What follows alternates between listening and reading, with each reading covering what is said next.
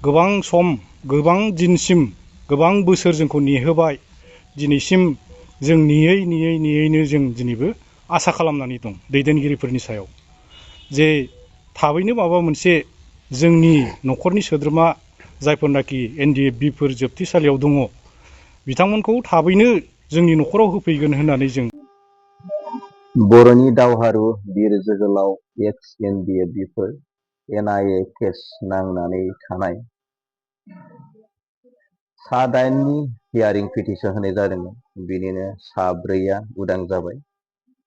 नाथाय सा-4आ मानि थाखाय उदां जानो हायासै नोंथांमोना नैबे भिडिअखौ जोबजासिम नायलाङोब्ला नोंथांमोना बाथ्राखौ बुजिना मोनगोन आरो नोंथांनि बुजिनाय मोन्दांथिखौ कमेन्टआव लिरनो थाखाय खावलायबाय।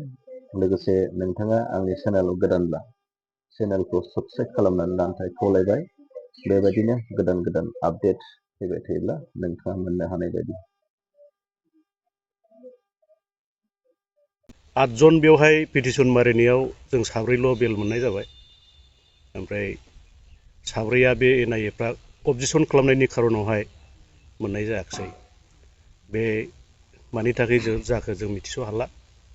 जुदि गभर्नमेन्टआ बेहाय सापर्ट दंमोनब्ला गभर्नमेन्टआ जुदि नारसिनदोंमोनब्ला बिदि जानाय नङामोन जों बेखौ सिन्था खालामदों।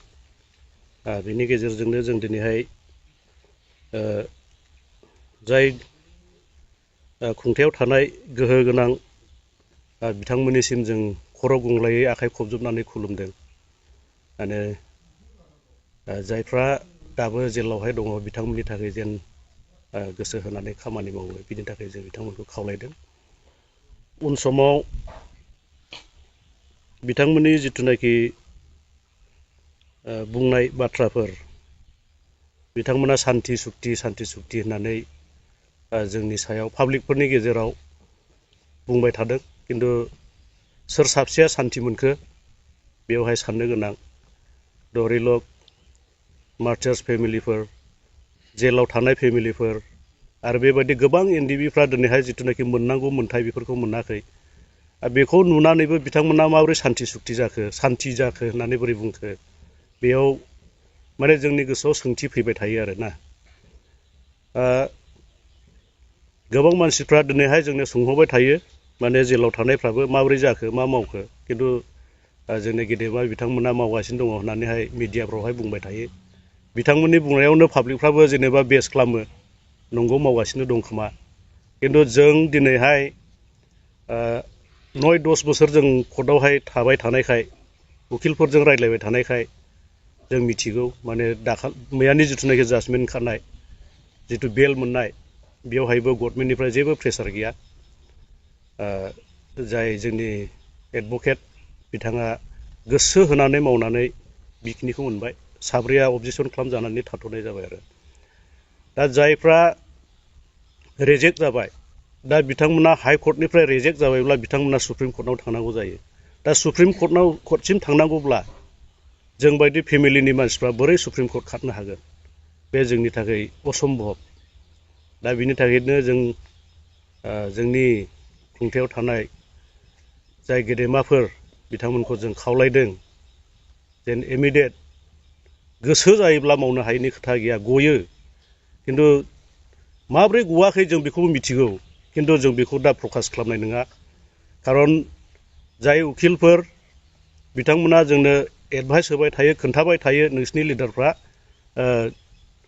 मानो उखिलफोरजों लोगो लाया आरो जिथुनाखि कर्टनि जास्टिसफोर बिथांमोनजों मानो रायज्लाया बेफोर खोथाखौहाय बुंबाय थायो। आरो एनेखि NIA-नि मानसिजोंबो बिथांमोना लोगो लानो हानायनि केपासिटि दं परिबेस दं।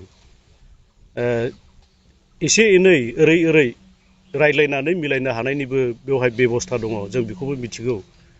खिन्थु मानो मावनो हायाखै जोंनि माने न'खरनिफ्राय बेबायदि दुखुआ सब समाय फैबाय थायो आरोखि।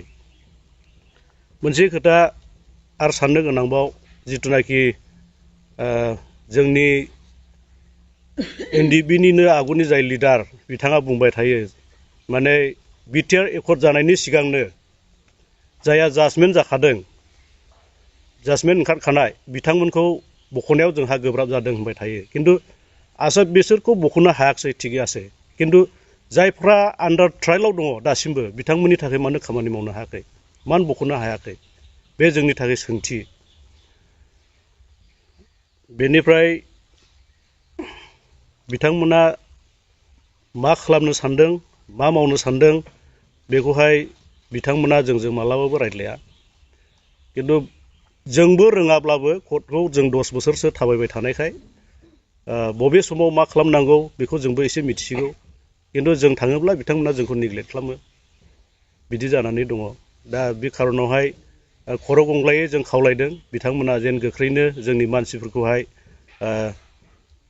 बख'नानै होयो बख'नायनि बेब'स्थाखौ खालामो जों बेखिनि खावलायनाय थाथ'बाय नियैनो जों दिनैबो आसा खालामनानै दं दैदेनगिरिफोरनि सायाव जे थाबैनो माबा मोनसे जोंनि न'खरनि सोद्रोमा जायफोरनाखि NDFB-फोर जोबथेसालियाव दङ बिथांमोनखौ थाबैनो जोंनि न'खराव होफैगोन होननानै जों मिजिंथिबाय थादों नाथाय मैयानि जिनोखि रिजाल्ट जिनोखि राय होनाय बेल पिटिसननि बेवहाय जों बोरैबा फारसेथिंजाय जों गोजोननायबो मोनदों फारसेथिं जों एसे